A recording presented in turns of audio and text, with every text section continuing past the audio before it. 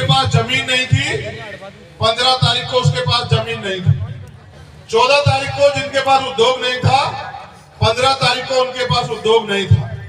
14 तारीख को जिनके पास पैसे नहीं थे 15 तारीख को भी उनके पास पैसे नहीं थे। पावर अंग्रेजों से ट्रांसफर होकर इस देश में जिन लोगों के पास जो अंतरिम सरकार बनी, पंडित जवाहरलाल नेहरू के नेतृत्व में पावर उनके पास चली गई और उन्होंने वादा किया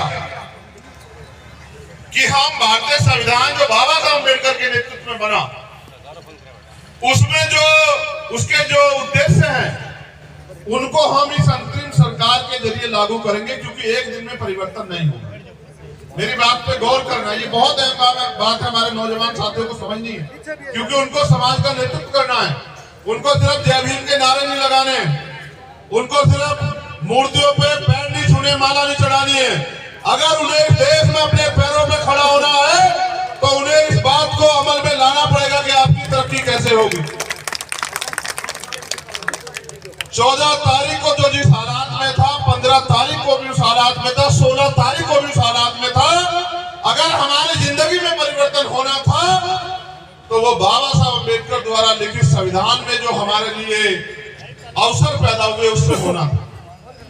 और सरकारों ने वादा किया, संविधान सौंपते हुए कॉन्स्टिट्यूशन असेंबली से बाबा साहब अम्बेडकर ने कहा था कि 1 वोट 1 वैल्यू, एक वोट उसका एक मूल्य। इससे हम राजनीति में तो बराबर हो जाएंगे, लेकिन जब तक इस देश में ब्राह्मणीकृत सोशल ऑर्डर के आधार पर जो सामाजिक गैर बराबरी है, जातियों का ऊंच नीच है, जातियों का भेदभाव है, जातिगत शोषण है, जातिगत अन्याय है, जब तक सामाजिक गैर बराबरी और आर्थिक गैर बराबरी कि एक इतना बड़ा कि उसको छुआ ना जाए और एक इतना छोटा जिसको कोई छूना ना चाहता, एक की जेब में 1 रुपया नहीं और एक की जेब में करोड़ों रुपए, जब तक आर्थिक गैर बराबरी खत्म नहीं होगी तब तक समानता की बात करना मखौल एक मजाक।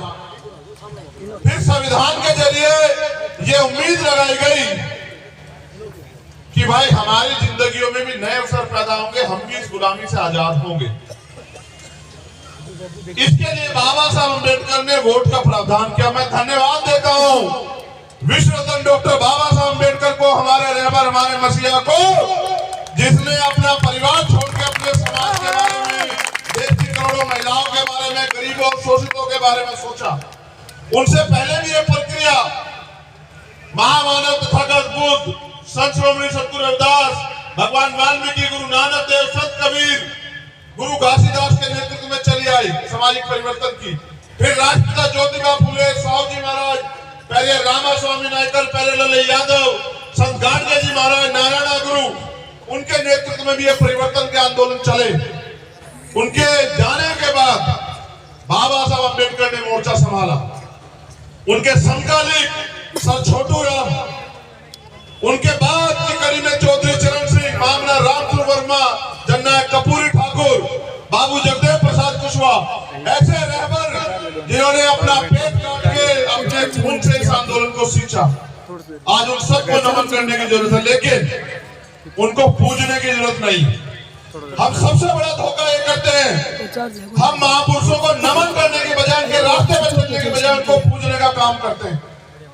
जब जब हम महापुरुषों को पूजेंगे हम उनके विचारों की हत्या करेंगे।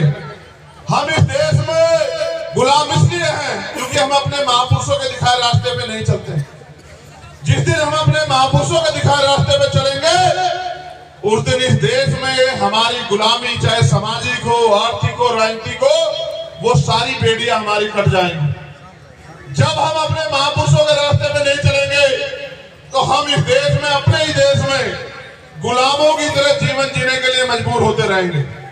मैं जो बात आपसे गौर कराने को कह रहा हूं, बाबा साहब अम्बेडकर ने वोट का अधिकार हमें दिया, कोई भी राजी नहीं था। कोई कहता वोट का अधिकार उनको मिलेगा जो लगान देते हैं, कोई कहता वोट का अधिकार उनको मिलेगा जो पढ़े लिखे हैं, कोई कहता वोट का अधिकार उनको मिलेगा जो व्यापार करते हैं। लेकिन बाबा साहब अम्बेडकर इस बात पे अड़े रहे कि लोकतंत्र तब पूरा होगा जब अंतिम व्यक्ति को भी वोट देने का अधिकार मिले। अंतिम व्यक्ति को वोट देने